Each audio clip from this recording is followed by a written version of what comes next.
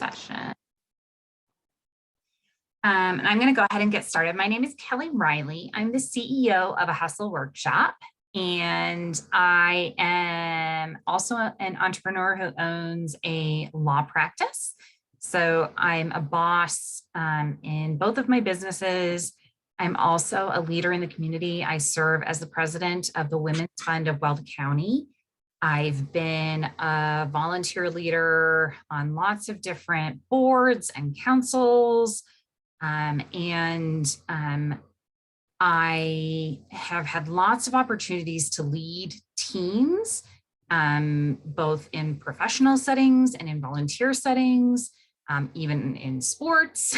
And when I received the information I'm about to share with you, some of it I was like, yeah, that totally makes sense. And other stuff I was like, that is the information that I always felt like I was missing when it came to leading a team and getting everybody on board. So this is going to be a really quick presentation that even if you are not in a management role, when you're ready to take that step, or even if you're coaching a kid's soccer team, this is going to be helpful information for you to have to be a great leader of a team.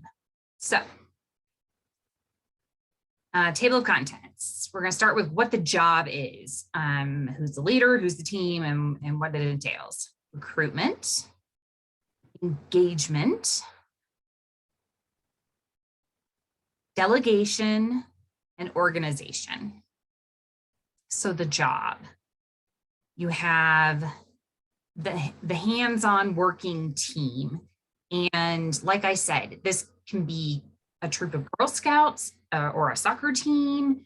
It can be a team of working professionals. It can be a professional association where maybe you're volunteering to put together a fundraiser, or a continuing education class, and you need to work together.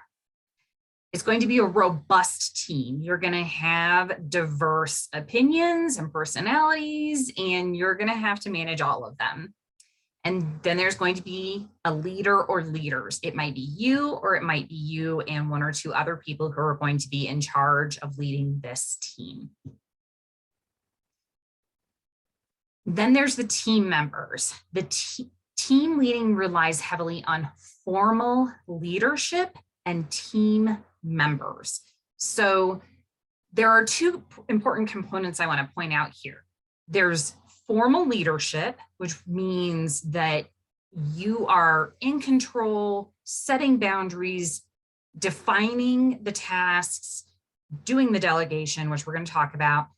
And then you have team members who are helping support the leadership's vision.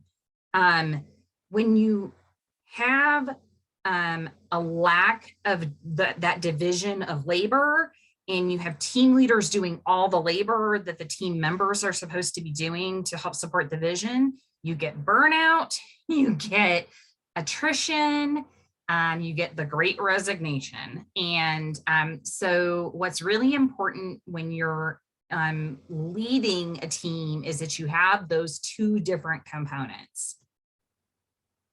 Team recruitment. So if you're at square one and you have the choice to bring on the people that are going to form your team, I know sometimes when you're in leadership, they appoint you and they're like, here's your group, good luck.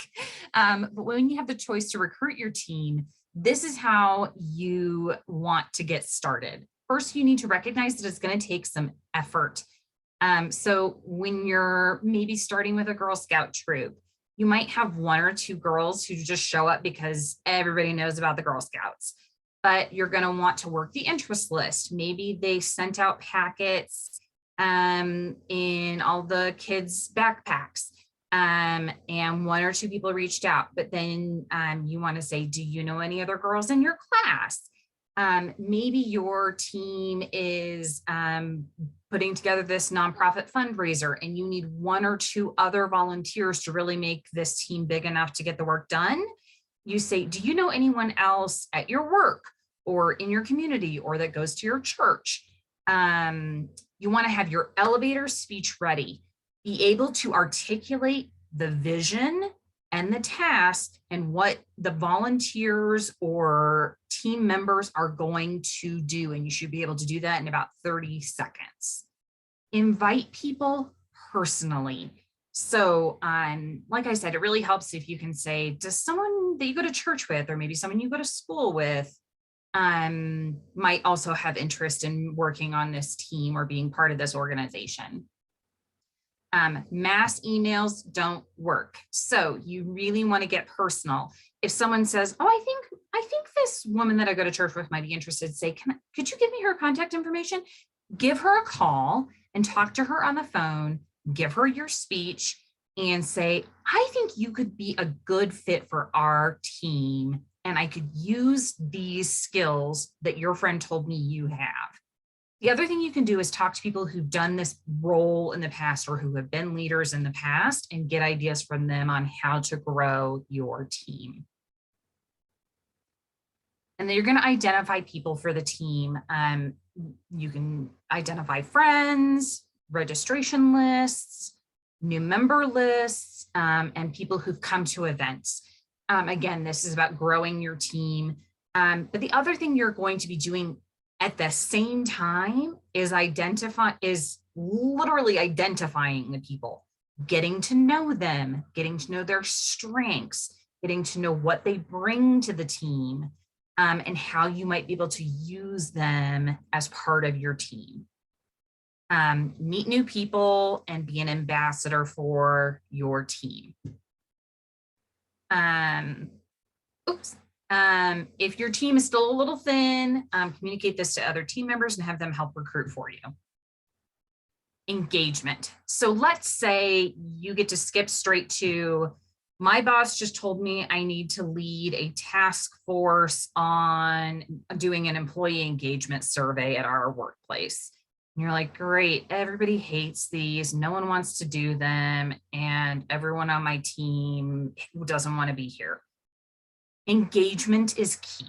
So you want to first get buy-in.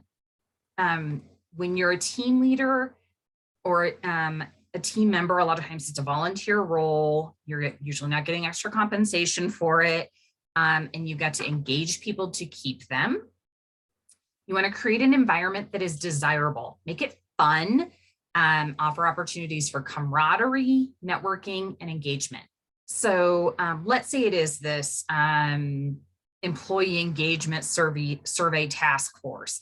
I don't know that icebreakers are the way to go, but try and create an opportunity where people can get to know each other, learn a little bit about the jobs that everyone on the team does, and identify ways that people can learn from each other's strengths and weaknesses, and maybe have some mentorship going on between the other members of the team. And the last thing you're going to do is communicate. You're going to communicate a lot. You're going to communicate milestones and deadlines. You're going to speak with your team members on a regular basis. They should always know what's going on. And you should identify stellar team members and elevate them to whoever is in the management above you. So sometimes maybe that's someone higher up than you in the organization.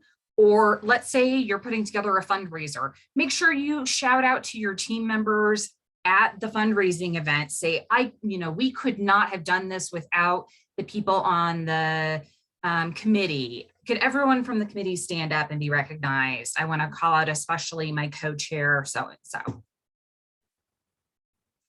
Delegation. So delegation is key. This is how you usually are going to get that buy-in. So you're going to delegate projects and tasks to promote ownership and buy-in. The key here is delegating projects or tasks, not the whole job. So you don't get to step out and be like, I'm so glad you showed up. Now I can bow out. You don't want to micromanage, but you do need to supervise and lead.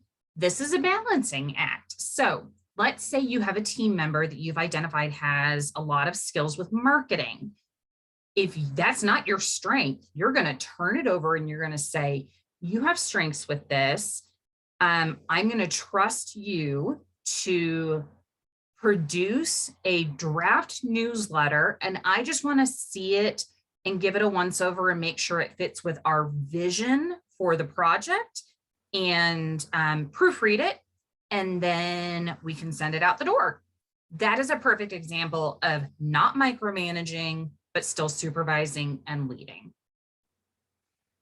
What you should not delegate. You should not delegate decision-making. So you can invite input when you're working on making a decision, but when you're the leader, you should ultimately make the decision on behalf of the team.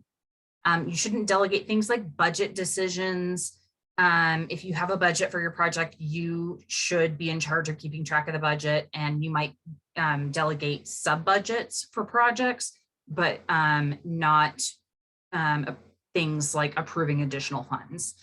You shouldn't delegate leader functions, and you shouldn't delegate speaking on behalf of the team. Organization. Everyone knows this is key to being a good leader. You want to hold regular meetings. Don't overdo meetings. Everyone's seen that meme that says this was a meeting that could have been an email. You don't want to overdo it, but you want to set consistent meetings, same time, same place. So if you have a meeting where you're working up to a fundraiser, for example, or working up to a project that needs to be completed in 3 months, determine at the outset, maybe for the first month, we only need to meet once a month, but then as we get closer to the end, we're going to meet every 2 weeks or every week. Set an agenda for every meeting, and it should be different every month or every meeting, with specific things that are going to be covered during that meeting.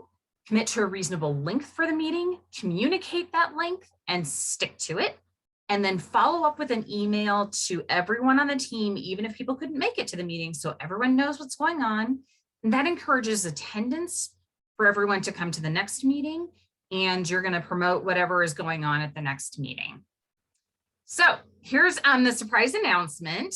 Hustle Workshop is opening our north side, which is our expansion, on April 1st. Everyone here is invited, and it's from 4 to 6 p.m. It's an open house. Drinks are on us, and you'll get to see not only our expansion, which is additional 5,200 square feet of office, co-working, drop-in workspace, dedicated desks, a yoga studio, and a conference room, and on-site childcare.